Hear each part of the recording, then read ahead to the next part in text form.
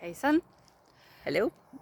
Nu ska vi plocka lite ingredienser för att möjligtvis göra salvor och kanske till tvål. Ja, mehän kerätään vähän kaikenlaista tässä koko kesän ajan, mutta tänään niin otetaan talteen vähän tollasia, muutama tommonen kasvi, mistä tehdään voiteita. Mä oon tehnyt voiteita ja aion tehdä nytkin näistä samoista leskenlehdestä. Ei leskenlehdestä, kun piharatamosta, kehäkukasta ja sitten mikä se kolmas on? Niin, rohtoraunioyrtti. Rohtoraunioyrttiä käytetään perinteisesti sillä lailla, että se niinku parantaa jotain niinku syvemmällä ihossa olevia juttuja. Ja sitten kehäkukkahan on iholle eheyttävä ja hyvä semmonen. Ja sitten tuo piharatamo, niin se sopii tosi hyvin tämmöisiin hyönteisten pistoksiin ja puremiin ja tollasiin. Niin niitähän pitää tietysti kerätä kesällä, kun niitä on. Jag har testat den här grobladssalvan. Jag hade något sår och så testade jag den och det funkar jättebra. Samma. Jag har använt den på alla myggbett och getingsting. Nej, jag har inte fått getingsting i år faktiskt. Men jag har testat på alla såna här bett och den funkar bra. Och det är superenkelt att laga en egen salva. Så just därför så tänkte vi visa hur vi gör. Så då kan du också laga din egen salva. Och det du behöver utöver själva växten, som vi alltså oftast brukar torka först. För då har man den till vintern också och kan laga salvan när som helst. Men du behöver också en olja. Det kan vara olivolja som är lätt att få tag på eller mandelolja. Någon sån här lätt olja. Och sen behöver du lite bivax. That's it. Burkar. Glas helst. Joo. Sekä siihen niin kuin valmistusvaiheeseen tarvii lasipurkkeja ja sitten tarvii tietysti jonkun purkin, mihin sitten laittaa se valmis voide. Mutta se on helppoa, niin helppoa. Niin. Du måste bara ha en attityd att jag kan. Jag vill, jag kan. Yes, you can do it. You can do it. Okei, let's go. Yes. No niin. Poimitaan näitä kehäkukkia. Nehän on siis niin aivan ihania. Täällä on ihan todella paljon kimalaisia ja mehiläisiä ja vaikka mitä pölyttäjiä nyt vauhdissa. Kukapa ei näin kauniina päivänä haluaisi olla täällä pörräämässä kukkien seassa.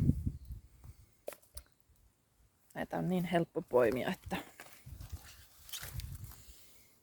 otetaan myös näitä keltaisia.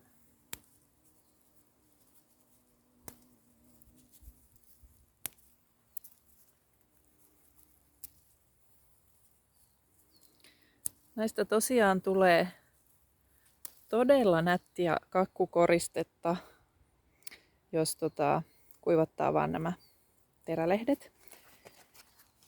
Ja sitten sopii siis aivan erinomaisesti johonkin porkkanakakkuun tai joku tämmönen vaalea kuorrute, niin ne on niinku aivan ihanat.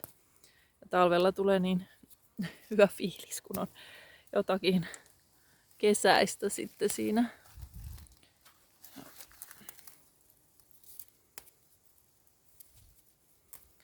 Ups.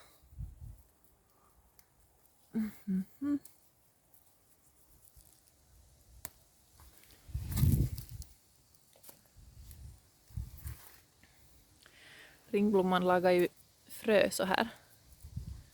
När den blommat ut så kommer det såna här, jag ska visa. Såna här krumeluriga, nu inte syns det så bra, men det kommer såna här,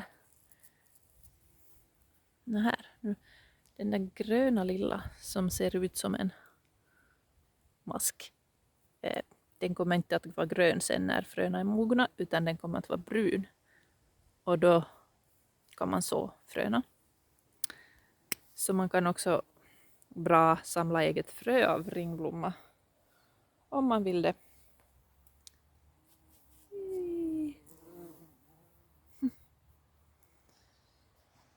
Tässä onkin saman tien vähän väärässä paikassa, mutta musta tuntuu, että piharatamon on aina väärässä paikassa kasvamassa. Mutta piharatamon lehdet, niin näistä tehdään myöskin voidetta. Piharatamohan sopii siis ihan näin tuoreena, jos on tullut joku ötökän pistos, niin sitten sitä voi ihan pureskellakin, että se menee rikki, tai sitten puristella, että se menee rikki, että sieltä tulee sitä mehua, nestettä, ja sitten hinkkaa sitä siihen puremaan, niin se auttaa siihen kutinaan. Ja siksi teen siitä myös voidetta, koska voidepurkki on helpompi pitää mukana kuin se, että rupeaa etsimään piharatamon lehtiä 1-2. Jos on tullut joku purema ja sä oot vaikka metsässä. Groblad. Jag ska leta fram en annan planta att plocka av. Oj. En dahlia. Stackars dahlia. No, ligg där då. Pitää ottaa se sisälle maljakkoon. Ja groblad går också att dricka som te. Men då ska man inte hälla hett vatten över det. Utan man ska låta det dra i kallt vatten. Annars förstör man allt det man vill åt. Och det som den är bra för är om man har ont i halsen. Till exempel. Så då fungerar det ju inte med en salva. Utan det kan vara bra att också ha lite torkade groblad. Också annars. Och när man väl har torkat dem så då måste man ju inte. Oj då, hela plantan kommer loss. Men okej. Man måste ju inte liksom laga allt till salva. Så nu börjar vi med att torka och sen kan man senare bestämma sig för vad man ska göra med det. Piharatama on siitä kyllä semmonen veijari, että sehän kasvaa just aina siellä, missä sitä ei halua. Niin kuin tässä, jossa ei haluaisi mitään kasvavan. Jos kerran on laittanut tähän tätä kivituhkaa, niin ei haluaisi siihen mitään kasveja, mutta siihen se tulee. Ja se kertoo siitä, että piharatama on kasvi, joka kertoo meille, että siinä kohdassa on todella tiivis maa. Jotenka me voidaan oppia siitä, että tässä kohdassa on tiivistä. Sen olisi kyllä nyt arvannut muutenkin, mutta jos se kasvaa jossakin nurmikolla vaikka, niin sitten tietää, että tässä on aika nyt tiivis maa sitten siinä kohdassa.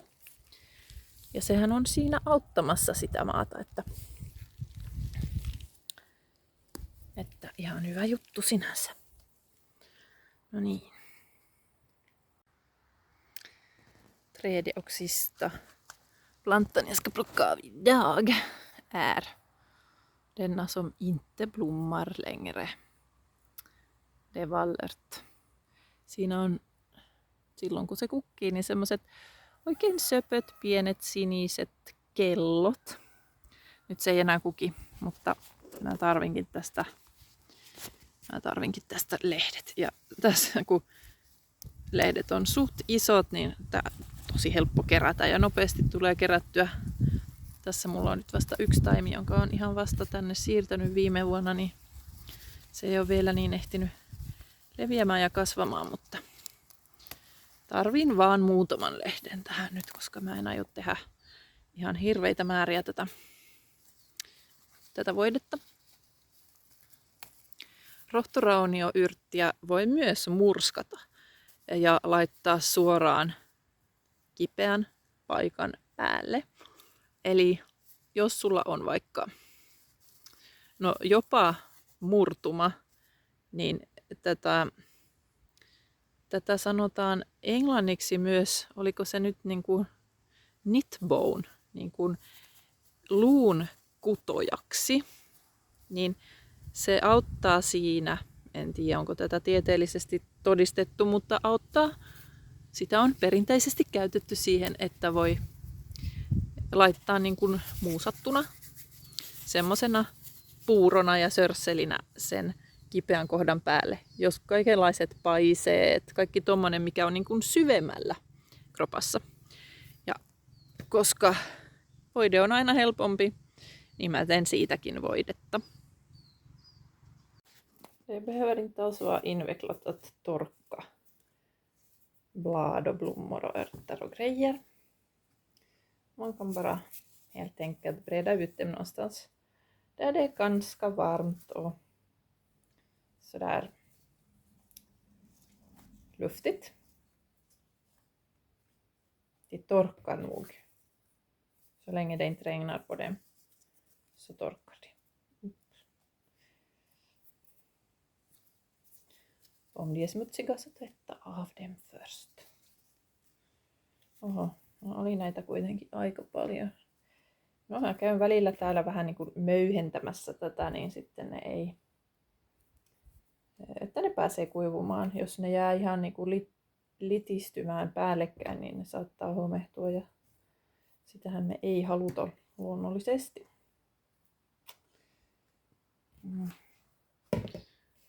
Blommorna får komma här. Tillsammans med några rosenkronblad som ännu hittades. Ja.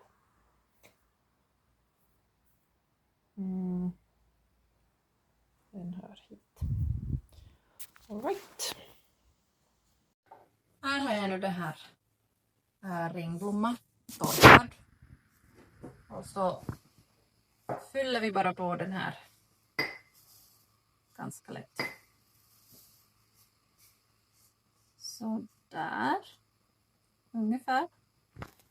Sen har vi olivolja. Det här är som sagt ganska enkelt. Tärkeintä on, että se öljy peittää sen kuivatun kasvimateriaalin, jotta se ei rupea homehtumaan. Siinä ei pitäisi olla vaaraa, kun se on kuivatettua. Siksi on helpompi kuin kuivattaa. Jag vill inte trycka ner med fingret nu, men det här kanske Yes. skedar någonting. Mm-hmm. Alrighty.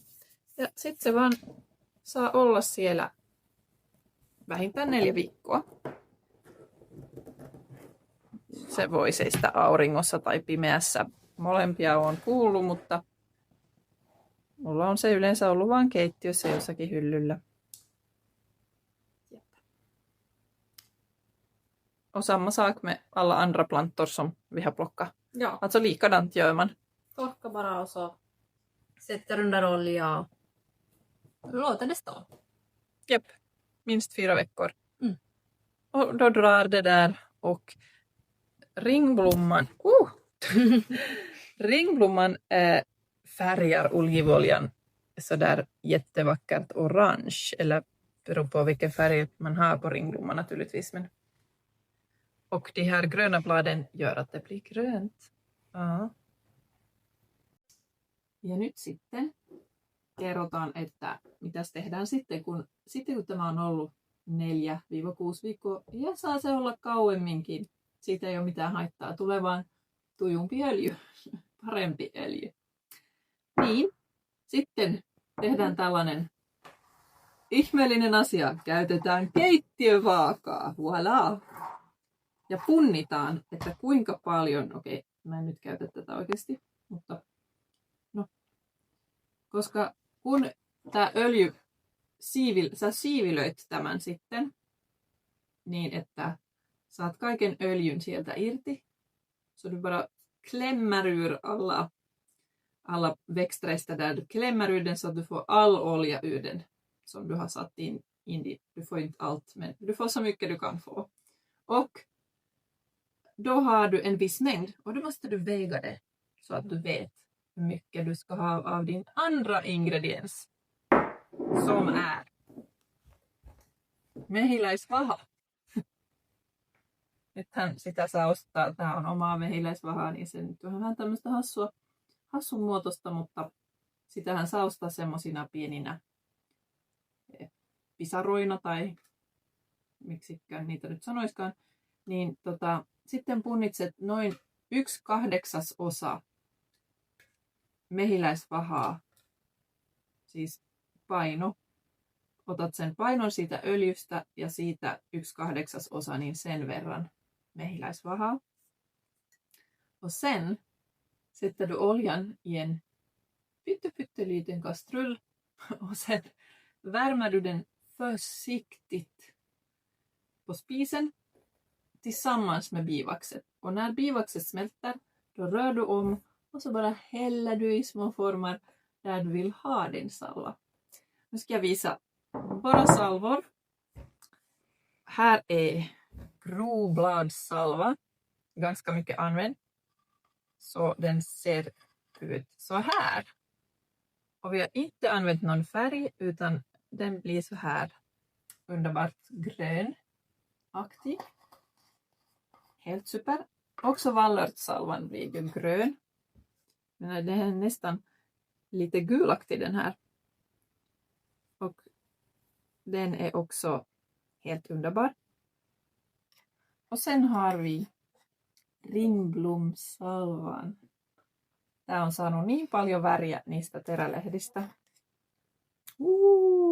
Tässä ei ole mitään väriä käytetty, vaan se on ihan vaan se kukka, joka on värjännyt oliiviöljyn näin keltaiseksi.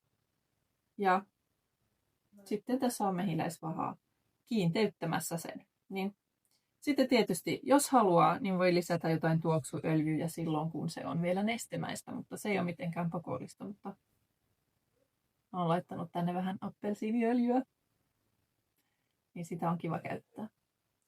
Yes. Mutta nämä on nämä meidän perus tämmöiset voiteet, mitä meillä on aina saatavilla.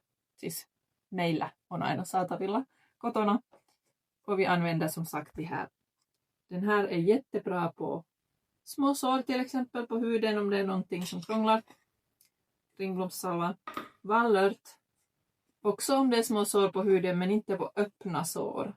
Använd inte vallörtssalva på öppna sår utan använd bara om det är någonting som finns under huden. Också passar bra om du har ledvärk 3 gånger per dag, 5 dagar i sträck. Använd det istället för någonting annat kanske. Också grovbladssalvan som vi mest använder då på helt enkelt bett och sting och sådär. Så den behöver man när det blir dags att gå ut i skogen och plocka bär ja svamp. Silloin tälle löytyy käyttöä, kun tulee kotiin ja hyttyset on syönyt. Yes, mutta siis mistä tahansa kasvista voi tehdä voidetta tällä tavalla, niin helppoa kuin mikä. Purkit vaan tarvii hankkia.